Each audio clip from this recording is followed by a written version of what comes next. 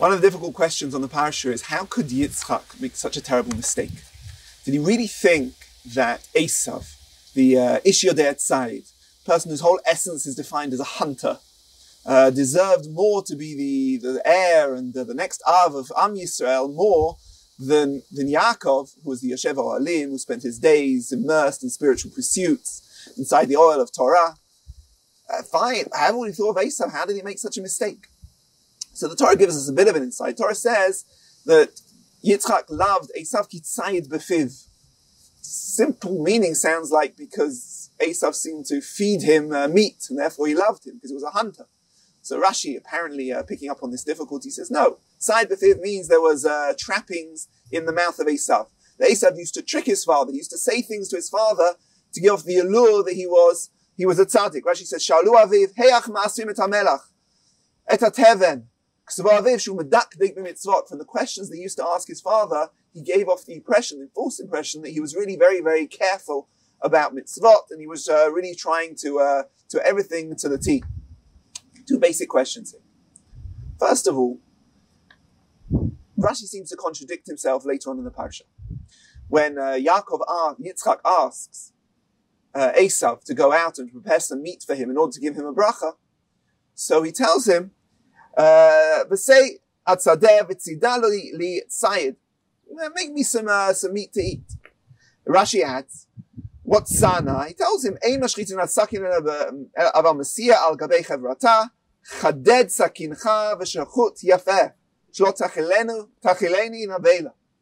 tells Esav, be very careful. You're going to shecht me meat. Make sure you shecht the meat with all the laws of shechita. He carries on, Sudali, min ha'hefka, v'lo min ha'gazul. Be careful not to steal someone else's animal. If this is the Esav that Yitzchak thinks is medakdek b'mitzvot, why is he warning him about such basic issues of not stealing and not shechting in a way that creates a nevela? Surely he's beyond that if he's already asking questions about when he has to take maaseh from salt or teven. So the first part to the answer to all these questions is to realize that Yitzchak never really intended to give a bracha only to Esav. And he never intended to appoint Esav as the sole heir to this dynasty of the Avot. If you read the parasha carefully, it's clear that Yitzchak actually had two brachot.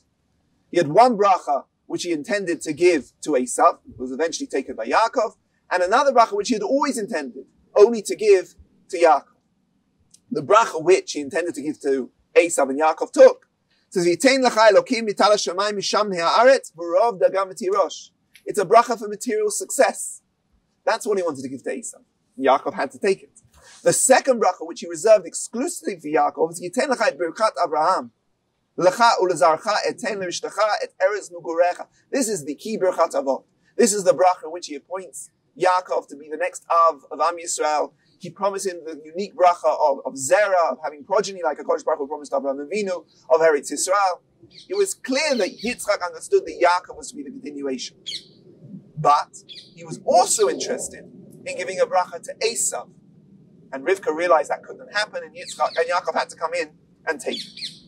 So the question now becomes, if all Yitzchak wanted to give Esav was a bracha for material success, so why did Rivka have to go to such lengths to stop it? Why did it have to be that the Yaakov eventually took both brachas? So here I think a number of the Mefarshim explain that Yitzchak's assumption and intention was that it wouldn't be one leader of the next generation, but rather Yaakov and Esav, who were twins, were supposed to work together at the helm of this new Am Yisrael.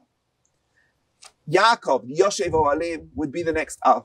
The one who would inject the spiritual energy into the Am, but Esav was also needed. Esav had the ability to provide the physical might and the prowess. Both are needed for success for an Am. Both Yaakov and Esav. But in order for Esav to be able to fulfill that role, he had to use all his prowess and all his kochot in the service of Hashem and not just in the service of himself. He had tremendous potential. But the question was, would he use that potential and direct it in the right way? So Esav, the tragedy of the parasha is Esav wasn't willing to work on himself.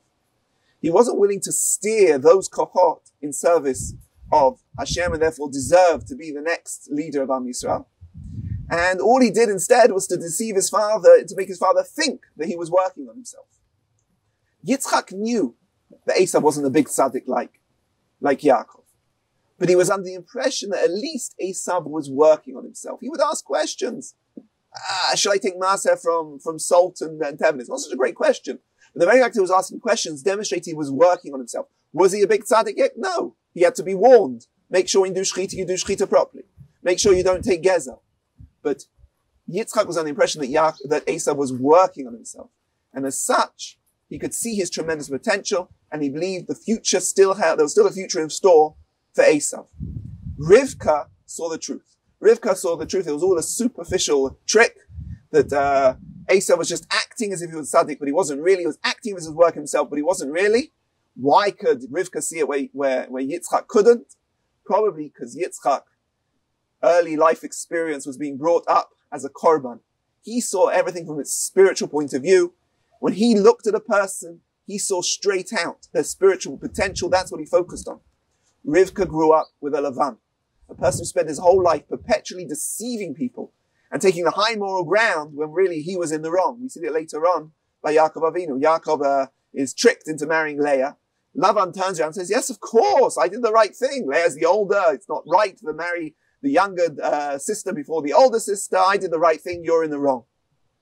And that early upbringing allowed Rivka to really identify in Esav his true character, that he was just deceiving his father and wasn't actually working himself. So in a sense, a large part of this story is the story of the tragedy of lost potential.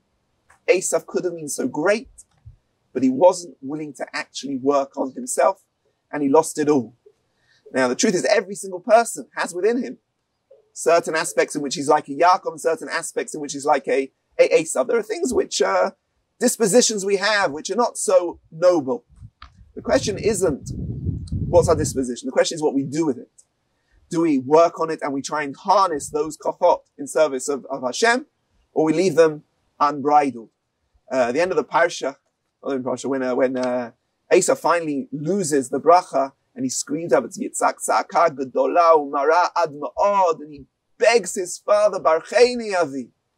He begs, you can't but feel empathy for him. Esav wanted that bracha so much, and he deceived his father so much to get the bracha.